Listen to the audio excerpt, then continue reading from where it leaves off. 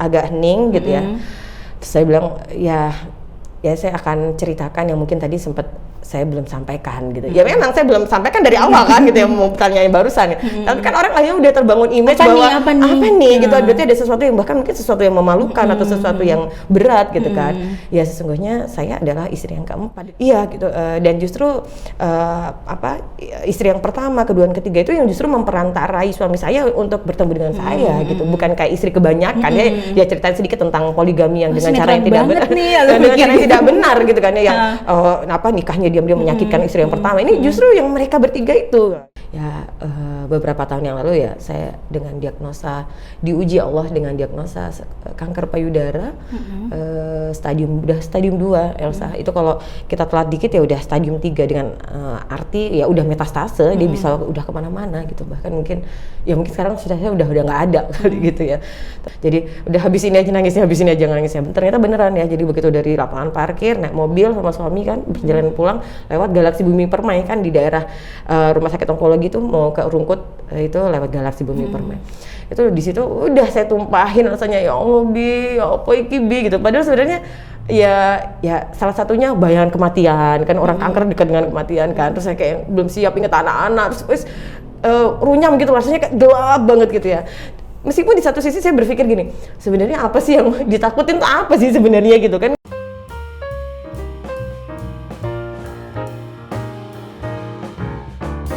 Bismillahirrahmanirrahim. Assalamualaikum warahmatullahi wabarakatuh. Mitra Muslim, gimana kabar Anda hari ini? Semoga Anda selalu sehat, selalu bahagia, dan selalu Allah limpahkan rasa syukur sehingga siap untuk menerima banyak hal positif, banyak kebaikan untuk bisa lebih bermanfaat untuk sekitar. Khususnya juga bisa menerima hal positif dari program kami.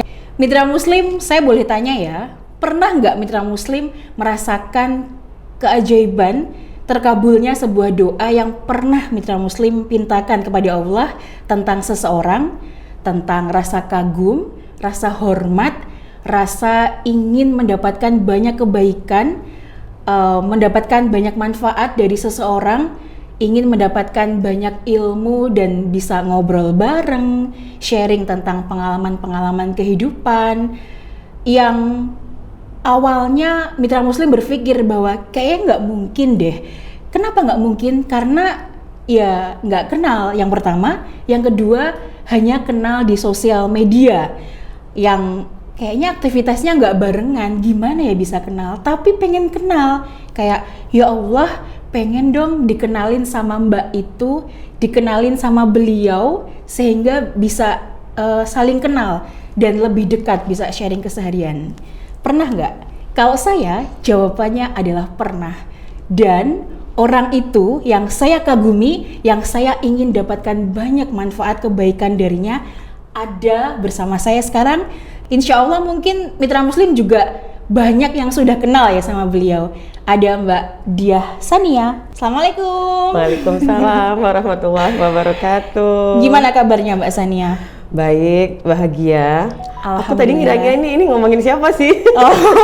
Ternyata ngomongin aku ya.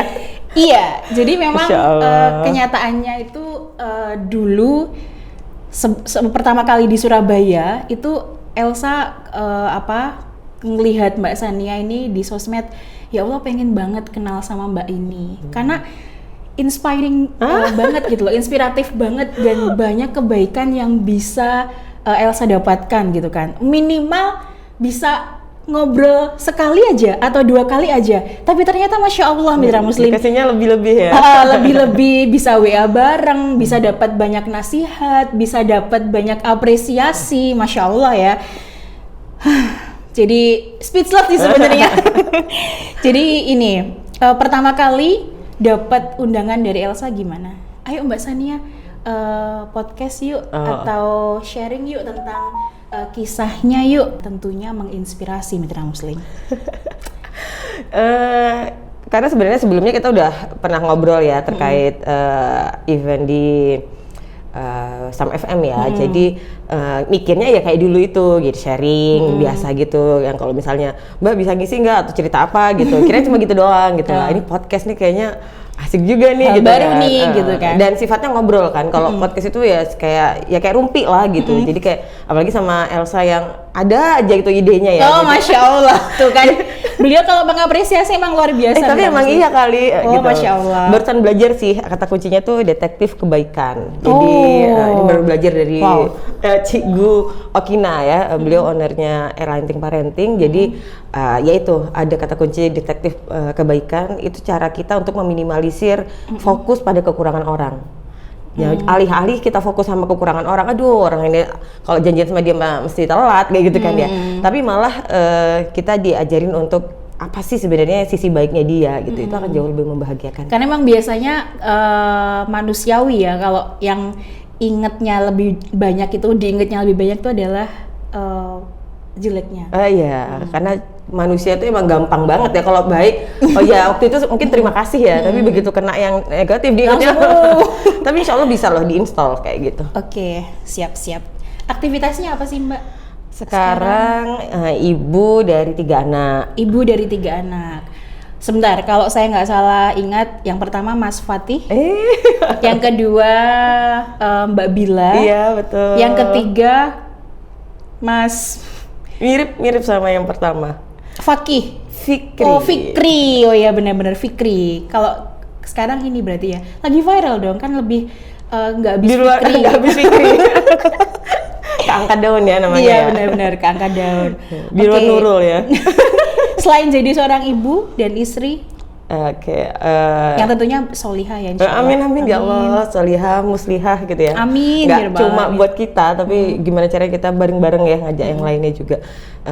Jadi dokter di sebuah perusahaan BUMN, terus founder komunitas, Masya Allah. ada komunitas menghafal gitulah ya, pelan-pelan. Ya. Terus komunitas bakat untuk pelajar SMP SMA. Oh, boleh di-spill ya nanti ya, karena Elsa pernah ikut Mira Muslim. Boleh lah. Oke, terus kapan sih mulai kenal sama Suara Muslim? Awal mulanya tuh seperti apa? Suara Muslim dulu waktu di mobil ya, pertama kali punya mobil. Pertama kali punya mobil. Ya karena kalau nggak punya mobil dulu kan ada ya radio besar gitu kan, tapi kan susah aksesnya. Begitu sudah itu radio juga gampang rusak gitu ya. Nah kalau Sam FM ini karena punya mobil terus cari-cari, kok nemu ya, atau rekomendasi siapa saya lupa ya, tapi 93,8 itu, jadi begitu tahu ya udah nggak ada pilihan yang lain lah. Jadi mendengarkannya memang selalu di mobil. Di mobil. Qadarullah. Karena dulu kayaknya belum ada kecanggihan teknologi handphone bisa streaming ya. Oke, siap-siap. Selamat mengenal Suara Muslim. Iya. Dengan punya mobil ya. Apa sih makna inspirasi bagi seorang Mbak Sania? Inspirasi itu adalah sesuatu yang bisa masuk lewat pandangan kita ya, lewat indera kita, dan nggak melulu harus berupa kata-kata sih. Jadi bahkan saya ngeliat misalnya Elsa bagaimana menyambut saya tadi, begitu ya. Itu kan nggak pakai, belum ngomong yang gimana-gimana ya, gitu ya. Itu juga sudah menginspirasi. Jadi segala sesuatu yang masuk ya lewat indera kita, apa yang kita dengarkan, gitu ya, kelembutan, perilaku, bagaimana gesture atau apapun itu yang bahkan itu bisa jadi menggetarkan dan kemudian bisa jadi tercatat di dalam hati bahwa itu bagus gitu. Bahkan aku pengen bisa kayak gitu.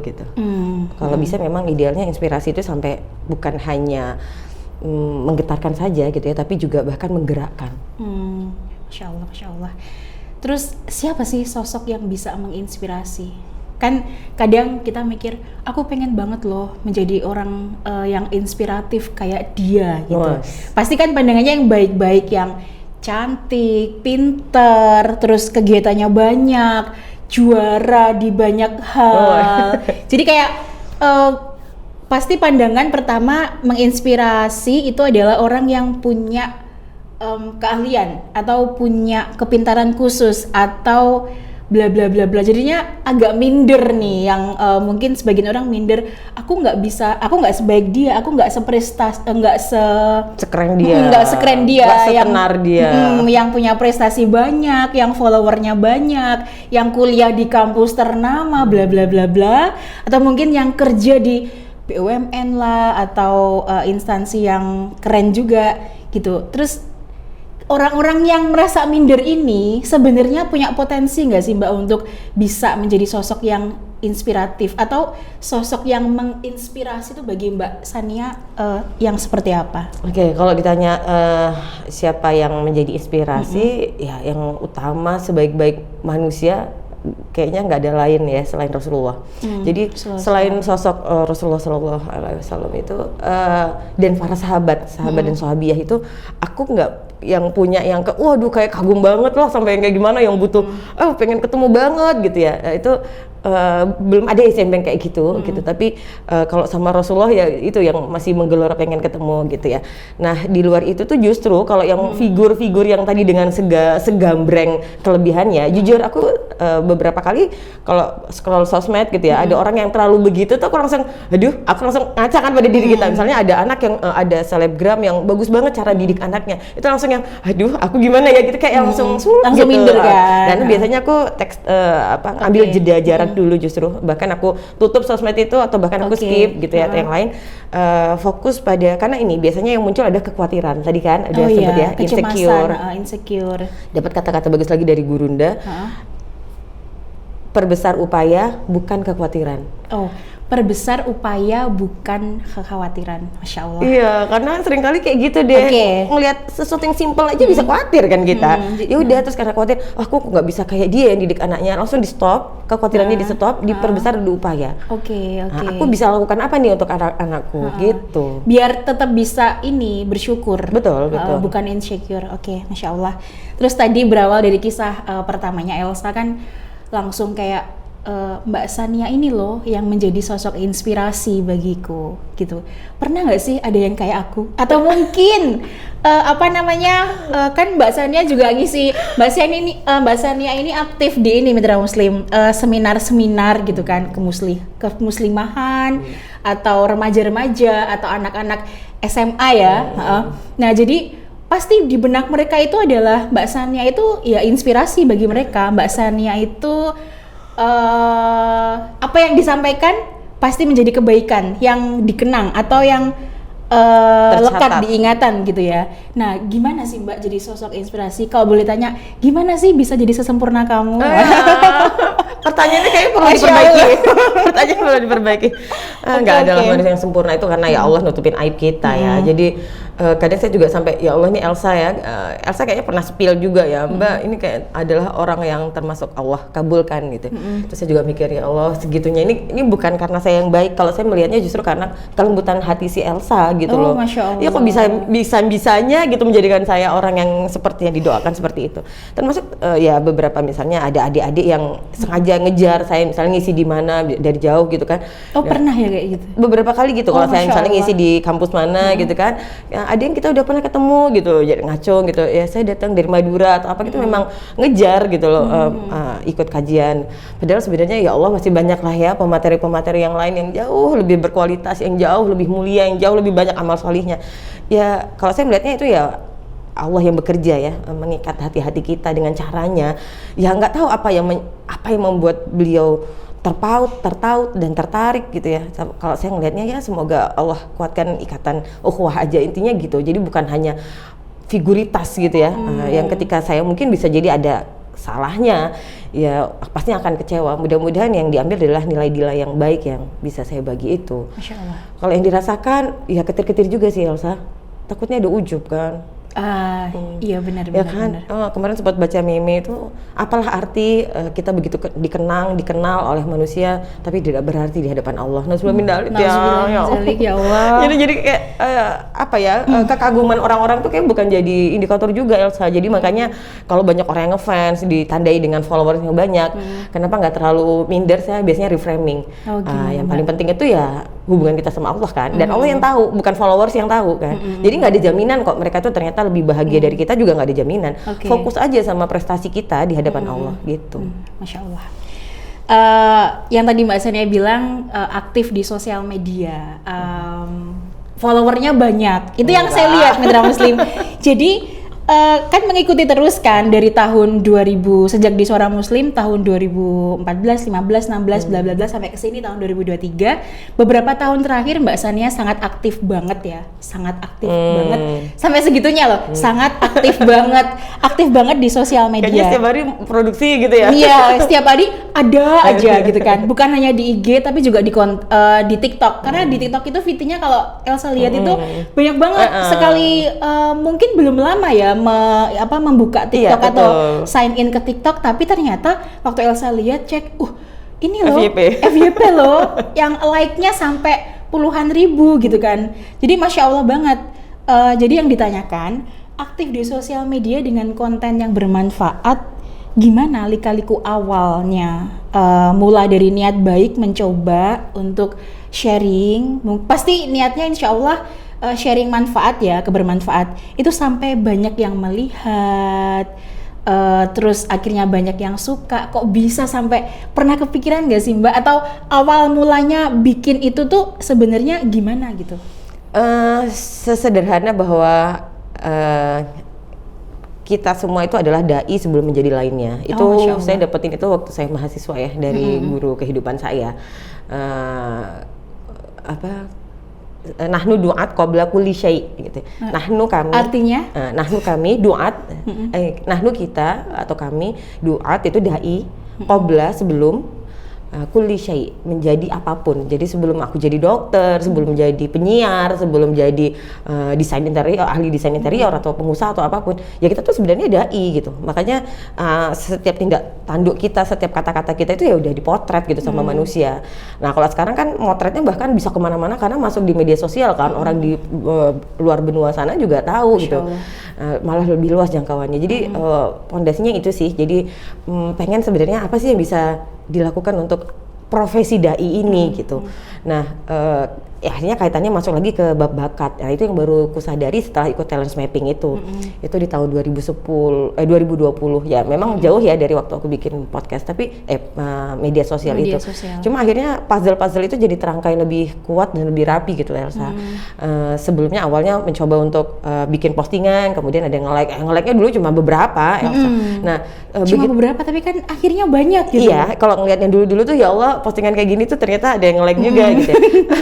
Nah ternyata mungkin sekarang ada Reels, ada banyak ini ya platform-platform baru yang sebenarnya juga kurang paham ya. Cuma ternyata kalau intinya Reels itu jauh lebih masif ya, bahkan untuk yang bukan followers saja bisa lihat, bisa gitu. menjangkau itu. Bisa menjangkau, dan itu kan berarti bentuknya video atau ya mungkin suara. Nah balik lagi, bakat lagi, saya tuh suka orang suka cerita, suka sharing. Nah itu akhirnya saya kombinasiin bahwa ternyata kayaknya beberapa aktivitas kebaikan itu nggak jauh-jauh dari ruang lingkup saya bercerita, saya ngasih informasi baru gitu, karena saya baru dapat pengalaman baru yang mungkin sedikit ya, atau mungkin baru dapat ilmu apa gitu ya, itu di meja belajar itu atau di ruang seminar itu udah langsung mikir gini, ih pengen cerita deh gitu ke siapa, ke orang-orang yang kita cintai. Nah kalau pakai medsos kan lebih banyak lagi yang bisa menikmati gitu. Kayak ini kan kayak kita lagi ngobrol ya, kayak lagi Elsa tanya sesuatu, tapi kan eman kalau cuma Elsa ada yang dengar gitu kan. Sesimpel itu sih mikirnya. Jadi nggak berpikir pakai entar bakal tentang biru tuh sampai kapan, bakal terbebani deh gitu. Oh iya benar-benar. Jadi nggak, aku termasuk kalau bakatku fokusnya rendah, jadi kalau di target gitu-gitu aku malah stres. Makanya sebenarnya nggak ada target sih gitu. Justru banyak postingan-postingan itu bahkan yang lagi misalnya pas kejadian apa gitu, kok menarik ya, bikin coba gitu. Dalam waktu beberapa menit aja itu kadang udah langsung jadi gitu. Kalau di konsep kadang ya kayak gitu ya, emang orang dengan bakat fokus rendah bisa mencolot-mencolot. Bahkan ya ada yang udah diatur, udah dibikin, udah dikumpulin bahan-bahannya gitu kan, bikin jadi rangkaian, keselip sama sesuatu yang kayaknya bagus, ke distract sesuatu yang bagus, yang muncul duluan yang ini gitu. Itu kayak sebenarnya nggak profesional banget. Sayang ya. banget. Jadi yang muncul langsung postingan ini gitu. Iya. Jadi kayak harusnya kan ini temanya itu nggak gitu-gitu sih, malah nggak jadi gitu. Dan saya termasuk yang kenapa kok tetap ada terus gitu ya, karena memang align dengan bakat, sama ada, saya kena banget dan suka banget dengan ini. Mungkin jadi teman-teman bisa jadi pegangan juga buat orang perfeksionis terutama. Mulai dulu, sempurnakan sambil jalan. Mulai dulu, sempurnakan sambil jalan. Mulai dulu, sempurnakan sambil jalan, Mitra Muslim. Iya. Jadi kayaknya pas banget sih buat Elsa juga. Kadang saya mikir gini, untuk perfeksionis itu kan maunya itu sempurna dulu. Pokoknya dipikir banget. Nah, ini disiapin nggak sih? banget, Ya disiapin. ya. Jadi bener-bener well prepare, tapi saking well prepare-nya itu Nggak kayak melaku. kayak oh tapi nanti gini deh, malah OVT jadinya, overthinking gitu kan. Oh jadi gitu ya. Tapi sebenarnya itu bagian dari bakat juga ya. Kalau di Oke. talent mapping tuh ada bakat maximizer. Nah, kita butuh kok orang-orang dengan model kayak gitu. Cuma memang Kita butuh. Termasuk Elsa juga butuh orang-orang yang dalam tanda kutip sembrono kayak aku yang nggak pakai persiapan, nggak pernah dadat gitu ya. Karena itu butuh ada balancing gitu ya. Kalau misalnya bayangkan orang di hidup seperti aku, geradakan kayak gini, nggak ada yang ngontrol, nggak ada. Suamiku orangnya maximizer gitu, jadi ngingetin kayak gini-gini, oh iya ya ngerem gitu kalau ada yang kayak agak kebablasan gitu. Nah Elsa dengan kondisi yang misalnya harus rapi, rigid kayak gitu, mungkin ada orang yang udah bagus itu, udah mulai aja dulu, nggak usah kebanyakan mikir. Nah butuh ada yang kalau seringnya udah nggak usah dipikir. Udah mulai dulu aja lah gitu. Oke, Bismillah, bener-bener banget. Terus tantangan terbesarnya apa sih Mbak? Tantangan terbesar Konten kreator, bisa nyebutin konten kreator dong. Konten kreator. Tantangan terbesar yang tadi mungkin sempat dibilang ujub Ya, gitu kan. Itu salah satu yang menurut saya kalau nggak hati-hati ngejaganya ya itu takut hangus semuanya gitu loh. Maksudnya kita bikin itu meskipun itu sesuatu yang menyenangkan ya, tapi kan takes time ya, tetap butuh waktu, tetap ada skala prioritas yang harus misalnya ini nggak digarap dulu, amanah ini nggak digarap dulu karena ini, atau bahkan godaannya selain ujub tadi, yang kedua adalah kalau lagi gandrung banget ya, lagi banyak inspirasi, kadang inspirasi bisa datang begitu aja gitu kan, dan bertubi-tubi. Ada juga yang harus ngomong apa ya, harus kayak gitu kan. Nah Iya, kadang pas lagi bener. bertubi-tubi atau misalnya lagi ngobrol ini atau ada kejadian apa tuh kayaknya, aduh ini pengen deh diabadikan dalam bentuk reels gitu. Itu kadang saat saya lagi ngadepin pasien atau saat saya lagi ngerjain tugas-tugas yang apalagi itu tidak align dengan bakat saya, misalnya kayak verifikasi, itu kan pendataan banget, administratif banget, itu bagi saya ndlosor di situ sebenarnya. Nah kalau udah kayak gitu, itu kayak hantu konten kreator tuh, dari sana tuh kayak ada yang ayo ngonten gitu. Itu kan rasanya kan jadi nggak produktif ya, padahal kan kerjaan saya yang harus saya selesaikan ini. Jadi akhirnya ya, tapi itu bisa disiasati sih. Kadang itu dihilangin dulu, saya ngerjain ini dulu. Nanti kalau saya udah mulai bete, kalau saya kan ada kejenuhan, nah saya akan pause, saya akan lari ke situ sebentar gitu ya untuk ngonten. Ke situ tuh maksudnya untuk kontennya itu bisa jadi di meja yang sama sih kontennya gitu, tapi di profesi yang berbeda, di aktivitas yang berbeda. Nanti kalau udah 15 menit lah, kalau udah ganti lagi ke sini lagi.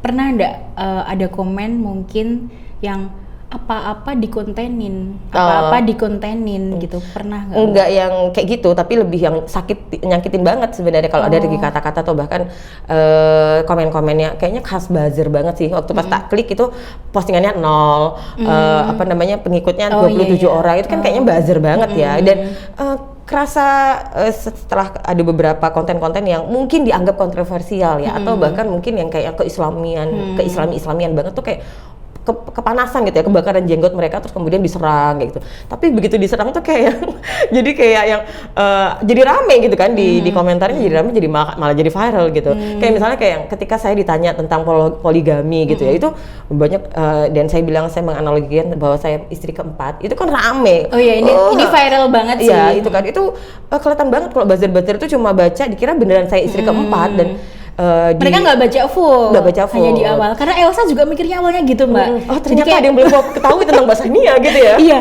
ternyata ada yang nggak aku ketahui tentang Mbak Sania. Dan ini besar banget loh. Gitu.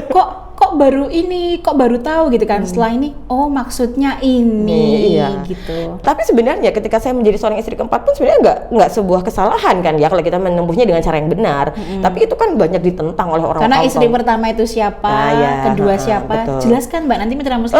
Kalau yang nggak ini, nggak follow. Ini maksudnya apa sih ngomongin istri keempat kok? Apa Sam FM Pro istri keempat gitu kan ya? Enggak. Jadi tentu saya bilang pernah ada konten. Iya, pernah ada konten, dan sebenarnya waktu itu adalah saya lagi ngisi di Untak dan ada anak saya, ada yang nanya, Mbak gimana komentar Mbak tentang poligami? Itu bagus banget sih, karena pesertanya cewek, jadi ya mirip Jelita begini ya, segmentasinya tuh cewek, dan mereka tanya itu, dan itu udah di akhir hari menjelang penutupan. Biasanya kan udah gitu ya, kalau diskusi itu kalau udah habis gitu ada aja pertanyaan. Ya udah, dan saya sebenarnya sempat bawain ini kalau nggak salah bareng sama Nata Reza waktu itu, dan momentumnya jadi pas dulu disambung-sambungin. Dulu pernah bawain itu dan bagus banget. Saya ngelihat audiens di situ kayak kena banget gitu. Kadang kita tuh butuh dianalogikan gitu. Udah saya waktu itu pesan sama anak saya yang kedua itu yang dia nemenin saya, Mbak Bil tolong rekamin ya. Udah gitu aja, nggak mikir macam-macam gitu. Karena saya pengen lihat hasil ketika saya lagi sharing itu, pengen lihat langsung gimana sih hasilnya gitu. Nah, waktu itu saya bilang bahwa ya udah, saya juga ahli drama, saya juga suka bermain peran. Nah, itu bakat saya juga. Entah kenapa tuh waktu pas ada pertanyaan itu saya langsung agak hening gitu ya.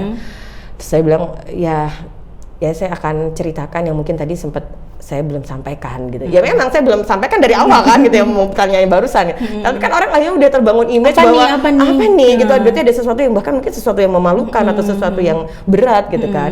Ya sesungguhnya saya adalah istri yang keempat dengan segala ekspresinya gitu kan. Ya itu memang kekuatan saya. Ding. Itu yang maksudnya yang kebanyakan mereka banyak yang belum pernah hadir di acara saya itu langsung yang kayak tempias gitu kan, yang langsung teratap gitu. Iya gitu. Dan justru istri yang pertama, kedua, dan ketiga itu yang justru memperantarai suami saya untuk bertemu dengan saya gitu, bukan kayak istri kebanyakan. Ya ceritain sedikit tentang poligami yang dengan cara yang tidak benar, dengan cara yang tidak benar gitu kan, yang nikahnya diam-diam menyakitkan istri yang pertama. Ini justru yang mereka bertiga itu kan buzzer yang nggak ngikutin dari awal di medsos kan mungkin panas kan ya. Ini kok istri keempat malah bahagia sih gitu. Itu dan istri pertama itu adalah ilmu, istri yang kedua itu adalah dakwah, istri yang ketiga itu adalah aku lupa urutannya. Yang pertama itu ilmu, dakwah, jihad kalau nggak salah ya itu. Dan tiga-tiganya itu sebelum suami ketemu saya memang beliau udah dapat itu sih gitu. Dan saya nggak ingin menurunkan prioritas bagaimana beliau menuntut ilmu, bagaimana beliau berjihad, berdakwah hanya karena kehadiran saya yang dalam tanda kutip seorang istri keempat gitu. Masya Allah, gitu Mitra Muslim, istri keempat. Yang pertama ilmu, yang kedua dakwah, yang ketiga jihad, yang keempat Mbak Sani. Oke.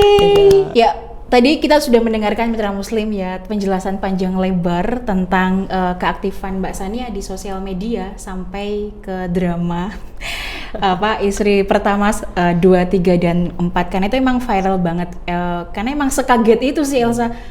Kok gini ya, setelah penjelasannya akhirnya Masya Allah, the real aktivis dakwah. Sama tadi yang jawab kaitannya dengan tantangan ya, sebagai konten kreator itu ngelihat komen-komennya kayak gitu terus gimana? Ya saya dengan bakat empati yang termasuk tinggi itu awalnya sebenarnya bukan hanya itu yang viral ya, yang lain-lain juga ada. Itu juga pedes. Biasanya kalau sampai viral tuh memang pedes. Ada yang pedes, kemudian ada yang enggak kok, kamu aja yang nggak dengerin kayak gitu loh. Nah saya cuma berpikir mereka nggak tahu ya, reframing lagi aja, mereka nggak tahu. Terus ngapain fokus sama yang membenci, yang mencintainya juga masih banyak gitu. Masya Allah. Terus harapan Mbak Sania kepada anak milenial, karena kan putra-putrinya juga ini ya, goes to milenial atau udah milenial ya, Mas Fatih? Iya, kelas 3 SMP ya. Oh iya, udah ini sih, goes to sih. Sudah ini ya, beranjak dewasa. Khususnya anak gadis, maksudnya untuk perempuan. Ini nggak apa sih dijelaskan awalnya untuk all, maksudnya untuk laki-laki dan perempuan. Milenial sekarang ini kan aksesnya wow, Masya Allah gitu. Beda banget sama zamannya Elsa, zamannya Mbak San. Jadi kayak dulu tuh mungkin taunya ya ini face to face, teman sekitar, atau mungkin sosmednya nggak banyak gitu. Kalau sekarang banyak, jadi yang didengarkan itu lebih banyak, yang dilihat itu lebih banyak, yang akhirnya mereka punya banyak hal gitu yang ada di kepala, referensi di kepala banyak banget. Terus aksesnya juga banyak banget. Itu pesannya apa sih biar tetap jadi milenial yang pengennya menginspirasi tapi dengan hal yang benar atau jalan yang memang Allah ridhoi gitu. Gimana Mbak? Jujur aku masih struggle di situ. Ya, berjuang banget. Kalau enggak aku enggak ikut-ikut enlightening parentingnya Bu Agina gitu ya. Aku sama suami tak geret suami, ayo Bi gitu ya. Kita invest bener-bener waktu. Ada tugas-tugasnya, ada modul-modulnya beneran kayak kuliah gitu ya. Jadi karena ngerasa justru masih banyak kurangnya, itu tadi saya nggak pengen banyak kekhawatiran tapi perbesar upaya. Akhirnya salah satu upayanya itu ikut kelas parenting itu. Jadi beneran salah satu yang saya pelajari itu adalah ya mereka harus ada bekal ya, millennials ini harus ada bekal. Karena beberapa hari yang lalu juga dicurhatin ya sama pasien, pasien itu tersebut seorang ibu yang udah ditinggal suaminya lama meninggal dan anaknya udah beranjak dewasa. Otomatis bisa jadi dibayangkan seorang anak perempuan tidak ada figur laki-laki laki-laki gitu ya.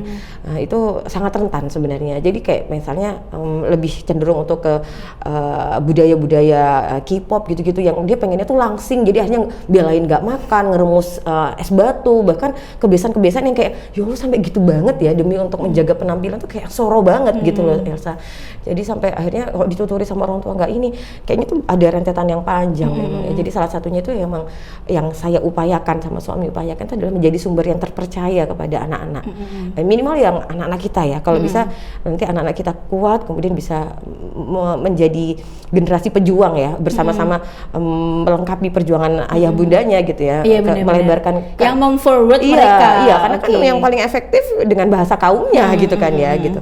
Nah, salah satunya upaya kami adalah ya mendidik anak-anak biologis kami itu. Selain kami juga punya anak ideologis gitu ya bahasanya gitu. Salah satunya menjadi sumber terpercaya. Dengan cara apa? Kami berjuang sama sekali untuk tidak pernah berbohong gitu. Ya, untuk apapun lah gitu. Jadi kalau misalnya berbohong mereka udah krisis kepercayaan udah. Itu yang pertama. Terus yang kedua, kalau ada apa-apa ya kami berusaha belajar untuk ambil dari rujukan yang benar. Nggak cuma menakut-nakutin gitu ya. Allah nggak suka loh ya orang yang kayak gini gitu. Jadi kadang kita suka pakai nama-nama kita geret nama baik Allah gitu ya untuk ngancem-ngancem. Itu juga salah satu kekeliruan pengasuhan yang ya it's okay ya kayak gitu. Jadi pertama itu sehingga ketika ada apa-apa mereka konsulnya ke kita, mereka rujukannya ke kita gitu. Nah, jadi kalau misalnya ada yang lihat ini yang kayaknya kurang pas atau apa, ini bener Tami gitu. Jadi ada yang mereka tanyakan dan itu kita gitu. Jadi nggak ikut FOMO ya insya Allah? Ya itu kita lagi berjuang untuk itu sambil terus-menerus untuk membangun kedekatan Elsa. Bahkan kemarin tuh habis ikut yang seminar LGBT sama Kak Sinyo, itu pengalaman kasusnya banyak dan ngeri-ngeri lah gitu ya. Sampai ada yang bikin saya terenyuh tuh gini, orang dengan gangguan LGBT bahkan udah terjerumus dengan pergaulan itu kan berat banget ya, kayak narkoba gitu kan, nagihin, dan komunitas itu jahat banget, mereka nggak pernah mau melepaskan kalau udah sampai masuk gitu. Dan kemarin ada case yang itu ya, sampai crime gitu. Iya, ya karena memang ada itu, mereka nggak mau melepaskan sampai gitu loh, sampai benar-benar jangan ganggu aku. Gitu. Nah itu sampai ada kata-kata Kak Sinyo itu yang terngiang-ngiang sekali. Bahkan ada seorang remaja itu yang dia akhirnya itu selesai dari itu karena ya kan tarikan itu, dorongan itu kuat banget ya. Tapi akhirnya selesai gara-gara hubungan dengan orang tuanya baik. Orang tuanya ya istilahnya kalau harmonis itu terlalu indah gitu ya, baiklah gitu. Dia masih punya kenangan-kenangan indah bersama orang tuanya, itu yang menjaga dia. Ya mungkin semacam kayak Nabi Yusuf yang tiba-tiba teringat ayahnya ketika digoda sama Zulaikha itu momentum yang sakral banget ya bagi saya. Di kondisi yang kayak gitu siapa sih yang nggak suka gitu kan ya, orang cowok nggak ada siapa-siapa, udah momentumnya dalam tanda kutip pas gitu kan ya. Istri penggede, pamor, mungkin followernya banyak gitu ya, dikejar-kejar orang kayak gitu, tapi tiba-tiba Allah mengingatkan penjagaannya itu lewat kedekatan dengan orang tuanya. Masya Allah. Padahal udah lama terpisah kan, karena melalui proses yang sekian panjang untuk Nabi Sulaiman. Ikut speechless ya, karena merasakan sih, memang bener, ingat orang tua itu adalah penguat untuk tetap positif. Betul. Elsa sendiri pun merasakan, jadi kayak FOMO bla bla bla itu dirasain meskipun bukan usia anak ini lagi ya. Padahal kita milenial lagi ya, tapi bisa gitu. Iya, bisa kayak aku juga pengen ngerasain kayak gitu. Aku juga pengen kayaknya enak banget deh. Apalagi kalau kan juga ini kan TikTok gitu kan, TikTok, Twitter atau X sekarang yang lagi ini, bukan Twitter lagi, IG itu kan banyak hal-hal yang memang menarik untuk diikuti gitu. Nah itu kadang mikir gimana kalau nyobain itu kan sekali dua kali nggak apa-apa lah, sekali dua kali aku ini kok insya Allah di lingkunganku baik kok, lingkunganku aku menjaga. Aku tahu kok cara menjaga diri. Aku tahu kok, terus teman-temanku juga ini kok bla bla bla gitu kan. Tapi akhirnya yang bikin untuk kuat enggak deh, jangan deh, tetap di sini aja, itu adalah ketika ingat ibu itu pernah mengucapkan terima kasih gitu kan. Terima kasih ya Allah, anakku dibanterin gitu ngomongnya. Bukan dibanterin sih, memang lagi Elsa itu nggak sengaja denger gitu kan. Jadi kayak terima kasih ya Allah sudah menjaga anakku dengan baik, bahkan tanpa aku ajari pun, mungkin hijrah maksudnya berkerudung, tanpa diajari pun dia sudah itu bahkan mengajari hamba ya Rob kayak gitu. Itu tuh bener-bener ya Allah itu meaningful banget. Ya Allah langsung dek gitu kan, kayak nggak pengen mengecewakan ibu gitu, nggak pengen mengecewakan beliau, ibu sudah say thanks ke Allah yang udah menjaga, padahal beliau sebagai orang tua aja merasa aku ini nggak ngajarin, tapi si anak ini tuh udah engkau jaga kayak gitu bla bla bla. Jadi kayak ngerasa oke, kalau itu ya pengen sih, tapi kayak manusiawi lah, masih inilah kalau ada yang kayak semisal contoh nih yang paling cara mengucap. Kalau zaman sekarang kan zaman now kan dikit-dikit anj bla bla bla itu loh. Keren dikit dibilang ini, keren dikit dibilang jengkel dikit, gitu kan. Kayak ada umpatan, tapi mungkin sekarang lagi nggak apa-apa ngomongin itu, nggak apa-apa karena itu, banyak karena banyak kayak gitu kan. Terus seru juga ya ngomong kayak gitu, atau mungkin di lingkup yang memang komunitas biasa bukan di Islami ngomong kayak gitu, dengerin karena sering mendengarkan, kayak sekali-kali pengen ngucap itu juga, kayaknya seru deh. Gimana gitu sih kan? rasanya, sensasinya? Gimana sih, ya benar, gimana sih sensasinya, tapi kayak enggak deh, ntar kalau aku kebablasan, emang aku yakin bisa, itu karena ibu tadi. Jadi bener banget kayak mengiyakan yang Mbak Sania bilang, kedekatan dengan orang tua, kasih sayang orang tua, terus kedekatan kan juga say thanks sama maaf juga kan. Betul. Itu Allah. termasuk 4 hal magic gitu kalau di enlightened parenting itu, terima kasih, maaf, memuji efektif. Jadi memuji nggak sekedar kamu bagus ya, kan orang muji itu kadang cuma ini aja lambe gitu ya, tapi bahkan memuji itu ada strateginya juga. Memuji efektif, harus yang efektif, terutama terkait dengan perilaku yang baik tadi. Makasih ya udah sampai nyambut aku kayak gitu, spesifik gitu kan. Terima kasih ya sudah ngambil handuk sendiri, udah berkenan ngambil handuk sendiri, soalnya biasanya kan marah-marah gitu kan. Kalau anak tergantung sesuai usianya. Apresiasi. Okay. Itu sama yang keempat magicnya itu adalah ya sering-sering menunjukkan kasih sayang. Kasih sayang itu emang harus ditunjukkan. Begitu. Oke. Setelah tadi banyak banget cerita tentang inspirasi, happiness, kelembutan hati, bla bla bla. Mbak Sania pernah nggak merasakan something gitu atau sesuatu dalam hidup yang rasa ini turning point kehidupan aku nih, kayak bener-bener ada di titik yang paling ngerasa kayak kenapa aku sih ya Allah gitu, kok gini sih gitu, aku udah banyak happy tuh gitu, terus aku udah banyak happy, terus mungkin juga menyampaikan aku selalu menjaga iniku, tapi kenapa kena juga nih gue gitu, kenapa kena aku juga yang berjuang menjaga taat gitu ya. Iya udah menjaga ini, kenapa aku kena juga, itu pernah nggak? Masya Allah, saya dengan bakat connectedness itu suka nyambungin ya. Tadi malam tuh habis lewat rumah sakit onkologi, bukan tadi malam, Ahad kemarin kami saya sama suami olahraga bareng ya. Harusnya di KONI tapi kan ada acara, akhirnya geser ke ITS gitu. Pulangnya kan lewat situ tuh rumah sakit onkologi. Nah, kita naik sepeda motor, saya ngeliat sana tuh langsung ada sesuatu yang nyers gitu. Kenapa? Ya karena saya pernah di situ. Jadi sampai ya Allah Abi gitu, kita pernah di sini gitu. Suami saya yang sabar banget nemenin saya. Kenapa harus di situ? Ya beberapa tahun yang lalu ya saya dengan diagnosa, diuji Allah dengan diagnosa kanker payudara, stadium 2 Elsa. Itu kalau kita telat dikit ya udah stadium 3 dengan arti ya udah metastase, dia bisa udah kemana-mana gitu. Bahkan mungkin sekarang saya udah nggak ada kali gitu ya. Tapi itu maha baiknya Allah. Tadi sebenarnya ada di kata kuncinya tuh Elsa sampaikan tadi ya. Saya tuh udah padahal selama ini tuh udah happy aja. Itu yang jadi salah satu turning point saya. Karena ketika ada diagnosa itu tegak ya, di mamografi, di USG, akhirnya kemudian terlihat bahwa ini arahnya ke arah kanker gitu. Dokter Sania, Dokter Wiwin waktu itu yang handle saya, baik dan keibuan banget, lembut banget ya, nyampeinnya hati-hati sekali. Itu tuh udah yang di depan dokter tuh rasanya udah kayak wah mau habis aja gitu kan, udah mau nangis segala macam. Tapi saya ingat, saya berusaha masih menggunakan logika saya, ini pasien di belakang banyak antrian gitu kan nggak tega juga saya kalau harus memangkas antrian itu. Jadi udah habis ini aja nangisnya, ternyata beneran ya. Jadi begitu dari lapangan parkir naik mobil sama suami kan berjalan pulang lewat Galaksi Bumi Permai kan di daerah rumah sakit onkologi itu mau ke Rungkut, itu lewat Galaksi Bumi Permai. Itu di situ udah saya tumpahin rasanya, ya Allah Bi, ya apa iki Bi gitu. Padahal sebenarnya ya salah satunya bayangan kematian kan, orang kanker dekat dengan kematian kan. Terus saya kayak belum siap inget anak-anak, terus runyam gitu, rasanya kayak gelap banget gitu ya. Meskipun di satu sisi saya berpikir gini, sebenarnya apa sih yang ditakutin tuh apa sih sebenarnya gitu kan, nggak jelas gitu ya, acak gitu. Terus saya berpikir lagi bahwa suami saya langsung ada komen tuh yang natural banget ya, langsung responnya gini, enak awakmu dek, entek dosa-dosamu.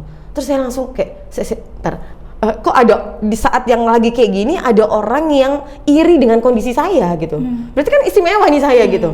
Spesial. Iya, spesial banget. Terus langsung saya berpikir lagi, jadi nggak lama prosesnya, belum sampai keluar dari Galaxy Mall tuh udah berubah gitu ya. Semua Allah ya. Kondisi yang rasanya kayak paling di titik terendah, kemudian nggak berapa lama kata kuncinya itu ya, entek dosa-dosa. Oh bisa jadi ini cara Allah untuk menggugurkan dosa-dosa saya gitu. Terus akhirnya nyambung ke berikutnya lagi. Kalau misalnya saya harus meninggal dalam waktu dekat, dan kalau misalnya meninggal saya dalam keadaan husnul khotimah, terus kenapa emangnya? Bukan kayak itu yang saya inginkan kan gitu. Entah meninggal dengan lewat diagnosa kanker saya, atau mungkin lewat ketika sedang sujud, atau ketika saya sedang nyuapin anak, apapun itu, atau misalnya ketimpa apa gitu kan, kita nggak pernah tahu ya. Tapi kalau kata kuncinya adalah husnul khotimah, ya udah mau apa gitu loh. Aku mikir iya, terus belum lagi akhirnya logika mulai masuk gitu kan. Betapa banyak orang yang nggak dengan diagnosa kanker, apalagi dulu waktu itu zaman COVID ya, dia nggak kanker nggak apa juga meninggal duluan. Jadi kalau takutnya karena mati, kayaknya nggak berhubungan langsung juga sih dengan kanker gitu sebenarnya. Itu sih, dan akhirnya kalau misalnya apa-apa gitu, banyak hal yang mengingatkan saya dengan kejadian-kejadian itu, terutama mual ketika kemoterapi itu ya. Jadi kalau sikat gigi aja itu kan mual, nggak gampang mual, Elsa. Kalau kena bagian belakang gitu itu ya, itu mual karena sikat gigi kan sebenarnya. Itu saya langsung memori saya ke sana, bukan untuk kegiatan traumatis gitu, bukan, tapi saya mengambil hikmah bahwa ya Allah, aku dulu pernah di fase ini, yang awalnya sikat gigi biasa, ini sikat giginya penuh bersyukur. Aku sekarang sikat gigi dalam kondisi sehat gitu loh. Jadi banyak hal yang sebenarnya masih bisa kita syukuri, tapi lewat gitu aja. Jadi kayak aku nikmatku apa ya hari ini, mikir gitu ya. Padahal bisa melewati hari tanpa ngerasain mual tuh nikmat banget gitu. Masya Allah. Tuh, jadi banyak memori-memori masa waktu itu tuh bener-bener ingat lagi buat bersyukur gitu. Proses itu berarti sekarang udah selesai? Ya alhamdulillah ya, tetap monitoring ya. Jadi karena udah diambil semua bagian itu sampai kelenjar-kelenjar sebelah kiri, karena sebelah kiri ya, itu kemudian dilanjutkan dengan kemoterapi. Nah saya waktu itu sama Allah diberikan kesempatan ngisi teman-teman yang kanker lagi terapi di sebuah rumah singgah begitu, yang diagnosanya mirip sama saya pun, bahkan ada yang terapinya macam-macam. Dia sama kanker payudara stadium 2 kayak saya juga, tapi dia harus dilanjutkan apa. Alhamdulillah kok saya nggak sampai kayak gitu ya gitu. Jadi ya tetap harus tetap terus menjaga terus ya, karena kita nggak pernah tahu ya, we never knows, apakah nanti akan ada metastase tiba-tiba ya, kita nggak pernah tahu. Tapi alih-alih berpikir bahwa jangan-jangan nanti kumat lagi ya, terus nanti naik tulang belakang atau apa ya, insecure atau kekhawatiran berlebihan itu, alih-alih kita berpikir itu, geser aja langsung tadi ya, kayak upaya kurangi khawatir, berbesar upaya dengan cara apa ya, olahraga minimal seminggu 2 kali 3 kali kayak gitu-gitu. Oke, terus anak-anak gimana Mbak di saat pertama kali dengar jeng-jeng? Ya, mereka kita pahamkan ya dengan bahasa mereka ya. Ya kita sebutin bahwa Umi dengan diagnosa kanker, ya itu yang kerasa banget. Resikonya apa aja? Betul, bahkan termasuk kematian. Itu, ya karena dan biasanya finishing touch-nya adalah kita nggak pernah tahu usia kita itu siapa duluan yang meninggal. Mungkin Umi yang dengan diagnosa kanker, tapi kita nggak pernah tahu, bisa jadi mungkin Abi duluan yang dipanggil Allah gitu. Jadi saat mereka yang kayaknya larut, yang aduh mereka udah ngebayangin bakal kehilangan Umi gitu ya, kita kembalikan lagi ke konsep takdir bahwa usia itu nggak ada yang tahu, bisa jadi mungkin Mas Fatih duluan atau ini. Jadi kita harus siap, semuanya harus siap, lewat diagnosa kanker maupun nggak lewat diagnosa kanker tuh kita harus itu kita nyiapin bekal gitu. Jadi momentum itu dipakai untuk itu gitu. Masya Allah, speechless sih. Karena ngikutin banget ya Elsa dari awal ya, insya Allah ya. Jadi aku cerita ke Elsa waktu itu saat yang lainnya pada belum tahu. Langsung makasih Elsa, kata-katanya menguatkan sekali. Masya Allah. Jadi emang yang tahu adalah orang-orang spesial selain orang-orang dekat ya. Jadi kayak teman kerja, nggak mungkin aku harus cuti kemoterapi gitu kan. Jadi mereka pasti akan tahu lingkup terdekat karena pekerjaan. Keluarga juga tahu kan dia pastinya. Itu salah satunya juga banyak orang-orang solih yang aku minta doanya, orang-orang baik, orang-orang yang luar biasa yang ya aku tahu ketika aku menyampaikan ini aku akan dapat banyak energi kebaikan yang balik lagi ke aku. Salah satunya Elsa. Masya Allah. Tuh kan, saya jadi terharu. Saya bingung mau nanya apa lagi, Mitra Muslim. Istighfar, jangan-jangan ada ujub nih. Astagfirullahaladzim. Ya, Astagfirullahaladzim. Oke, speechless sih. Yang pasti memang sejak dapat kabar itu benar-benar lebih intens untuk ngecek gitu ya. Bahkan kalau nggak lewat gitu dikit lagi update apa nih di Mbak Sania, lagi update apa nih bla bla bla. Mungkin nggak selalu komen, nggak selalu nge-like, tapi selalu tahu kondisinya seperti apa. Karena memang insya Allah Mbak Sania juga banyak support Elsa ya di saat kondisi-kondisi yang mungkin nggak seharusnya dirasakan oleh manusia yang mendapat banyak kebaikan dari Allah. Masya Allah. Tuh kan lagi-lagi ini kan kebaikan ini ya, kelembutan hatimu. Masya Allah. Gitu. Oke. Terima kasih Mbak inspirasinya bla bla bla bla. Insya Allah sih banyak memberikan insight positif ya. Sekarang kita saatnya game. Sebelum itu semoga sebelum game. Pengen ini ya, kadang reframing itu terus bisa dilakukan kapan aja, bahkan untuk kejadian yang udah lewat. Tidak lain tidak bukan memang untuk meningkatkan rasa syukur, meningkatkan ketaatan dan seterusnya. Kejadian yang nggak ngenain itu, saya kadang reframing gini. Oh iya, ini mungkin buat teman-teman penghibur, buat teman semakin banyak orang yang melihat, ya Allah Mbak Sania itu ya yang lulusan kedokteran, suaminya ganteng misalnya gitu ya, dokter juga, anaknya kayak sehat-sehat, sorry itu kan pandangan orang gitu kan ya, terus bicara di mana-mana kok enak banget ya hidupnya gitu ya. Kemudian Allah tunjukkan di hadapan mereka semua bahwa ada kejadian-kejadian yang mungkin bahkan ketika ditawarkan kepada mereka, kamu pilih mana dengan kondisi seperti ini, dengan dapat diagnosa ini mau nggak gitu, bisa jadi mungkin orang nggak akan, aduh mendingan nggak deh, aku bersyukur dengan kondisiku sekarang. Aku berharap semoga kejadian itu membuat orang lebih banyak yang bersyukur, bukan bersyukur di atas penderitaan orang lain ya, tapi mendapatkan insight lain yang ya Allah ternyata ada sesuatu yang bisa kita syukuri gitu ya, daripada harus berkiblat pada seseorang dan akhirnya meratapi yang tidak dimiliki. Masya Allah. Siap. Ya, semangat kita ke games ya. Oke, games yang pertama, 3 kata untuk inspirasi. 3 kata. 3 kata ya. Yang pertama semangat, bergerak, melekat. Melekat. Semangat, bergerak, melekat. Yeay. Selanjutnya 3 kata untuk muslimah atau kaum perempuan. Hebat, mulia, Islam. Hebat, mulia, Islam. Masya Allah. Selanjutnya 3 kata untuk seorang istri. Mulia, boleh ya sama lagi ya? Boleh. Mulia, Khadijah, taat. Mulia, Khadijah, taat. Kenapa Khadijah? Karena beliau adalah figur seorang istri yang kayaknya pertama ada di Al-Quran juga ya. Khadijah, istrinya Fir'aun itu, Maryam, satu lagi kok saya lupa ya itu. Terutama Khadijah. Terus dapat surat cinta dari Allah langsung juga Khadijah. Dan beliau ya kayak punya dari segi finansial juga kuat ya, berdaya, tapi taat dan ditundukkan dengan keislaman itu jauh kemuliaannya mengangkasa. Oke, 3 kata untuk ibu. Sayang, mama, hebat. Sayang, mama, hebat. Mama panggilan ibu saya. Masya Allah.